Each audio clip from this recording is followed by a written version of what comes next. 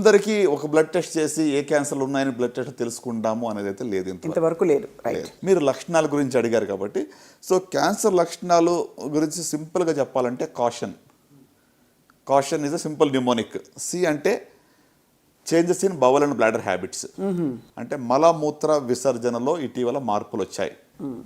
నేను చెప్పే సిమ్టమ్స్ ఏవి కూడా 3-4 వారాల కన్నా ఎక్కువ ఉంటేనే కంగారు పడాలి. ఒకసారి విరోచనలు ఇవ్వగానే నాకు ఏదో క్యాన్సర్ ఉందేమో, లూజ్ మోషన్స్ అని అనుకోవద్దు.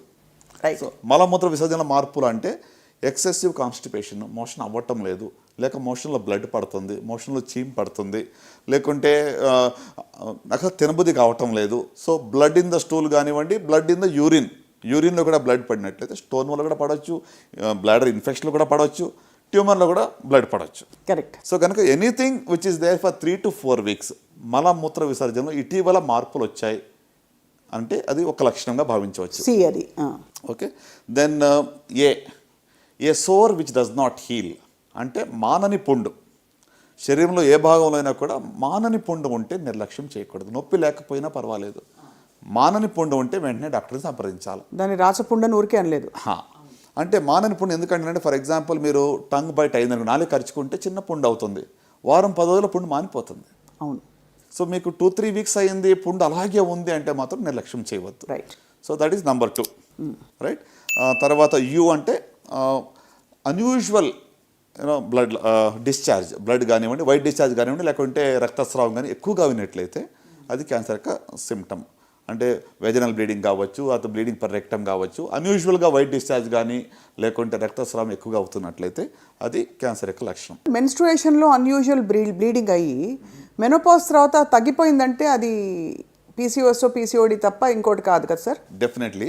ఇంకొకటి మీరు అడిగారు కదా, పోస్ట్ మెనోపాజల్ బ్లీడింగ్ అని వస్తే గిన never to neglect. So post menopausal బ్లీడింగ్లో యూటరిన్ క్యాన్సర్ ఉందా లేదా అని తెలుసుకోవడం చాలా ప్రాముఖ్యం. నెంబర్ 1 ఇంటెన్షన్ మాకు అదై ఉంటుంది. పోస్ట్ మెనోపాజల్ బ్లీడింగ్ అనేది అసలు డాక్టర్ నిర్లక్ష్యం చేయకూడదు, పేషెంట్ నిర్లక్ష్యం చేయకూడదు. సో కనుక వైట్ డిశ్చార్జ్ కూడా ఎక్సెసివ్గా అయితే కూడా నిర్లక్ష్యం చేయకూడదు. So unusual discharge are bleeding is the third category of symptoms. Right. So next ఇప్పుడు మనకి CIU అయిపోయింది. T అంటే thickening or lump anywhere in the body. Okay. చాలా మందికి పుట్టుకతోనే చిన్న చిన్న గడ్డల బాడీలు చాలా ఉంటూ ఉంటాయి. లైపోమస్ అంటాము, లేకపోతే న్యూరోఫైబ్రోమస్ అంటాం. వాటి కోసం కంగారు పడక్కర్లేదు.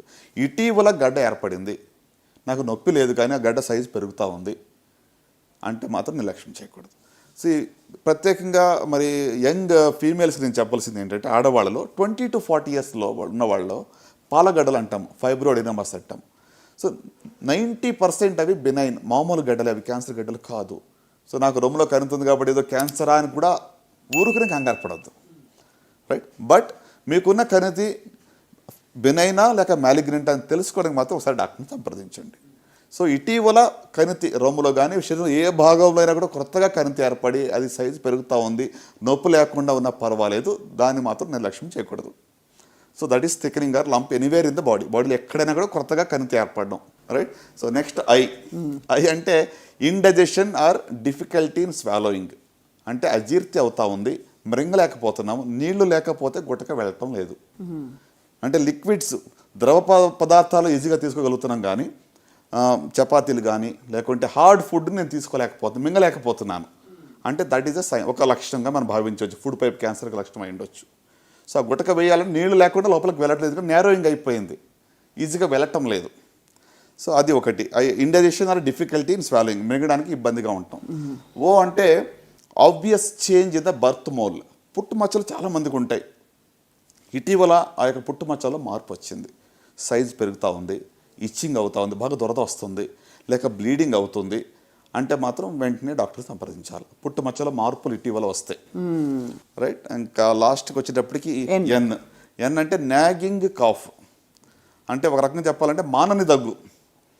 3-4 weeks అయింది. ఈ మధ్యన కోవిడ్ వేవ్ 2 అయిన తర్వాత ఇక రకరకాల వేరియంట్స్లో దగ్గు 1 month కూడా సర్వసాధారణంగా వస్తూ ఉంది. But otherwise more than 6 weeks మానని దగ్గు ఉన్నట్లయితే, మరి మీ గొంతుకు బొగ్గురు పోయినట్లయితే తప్పకుండా డాక్టర్ సంప్రదించాలి. దట్ ఇస్ సంథింగ్ దట్, అంటే దాన్ని మనం ఇగ్నోర్ చేయవద్దు. ఓకే, ఇది కాషన్. అద్భుతం సార్. అంటే ఒక్కొక్క పదానికి గుర్తుపెట్టుకునే విధంగా మీరు చెప్పిన రీతి నిజంగా చాలామందికి ఐ థింక్ అర్థమవుతుంది సార్. ఇవన్నీ వస్తే తప్పకుండా ఇవన్నీ 3-4 వారాల పాటు గమనించాలి, ఉండాలి.